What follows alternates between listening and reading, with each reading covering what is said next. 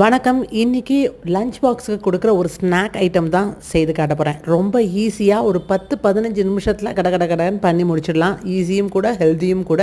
எப்படி பண்ணுறதுன்னு பார்ப்போமா? அதுக்கு 2 உருளைக்கிழங்கை நல்லா வேக வச்சு இந்த மாதிரி மசிச்சு எடுத்துக்கலாம். அதில் 1 டீஸ்பூன் அளவுக்கு ஜிஞ்சர் கார்லிக் பேஸ்ட் சேர்த்துக்கிறேன்.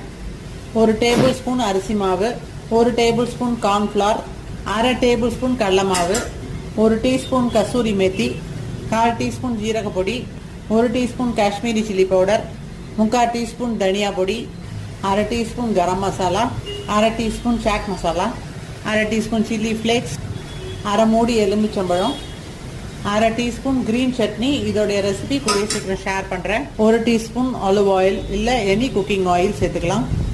தேவையான அளவு உப்பு. நல்லா இதை ஒன்று சேர்ந்து பிசைஞ்சிக்கலாம். ஒரு சாஸ் பேனில் எண்ணெய் ஊற்றிக்கலாம். நம்ம விருப்பப்பட்ட ஷேப்பில் இந்த மாதிரி வச்சுக்கலாம். கரெக்டான அளவுகள் நம்ம சொன்ன அளவு போட்டிங்கன்னா இதே மாதிரி ஷேப் நல்லா வரும், கொசன்னு போகாது. எண்ணெய் நல்லா காஞ்சதுக்கப்புறம் ஷாலோ ஃப்ரை தான் பண்ணி எடுக்க போகிறோம்.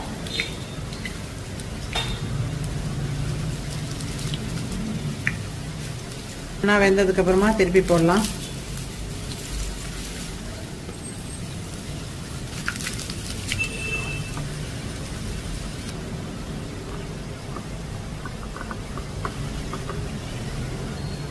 ரெண்டு பக்கமும் நல்லா வெந்ததுக்கப்புறமா நம்ம டிஷ்யூ பேப்பரில் எடுத்து வச்சு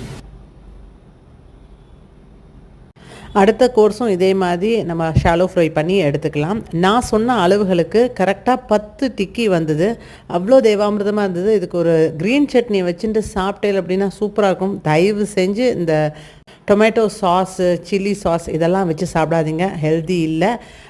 எப்படி இருந்ததுன்னு கமெண்ட் பாக்ஸில் கமெண்ட் பண்ணுங்கள். இதே மாதிரி இன்னொரு அழகான லஞ்ச் பாக்ஸ் ரெசிபியோடு உங்களை சந்திக்கிறேன். பாய் பாய்.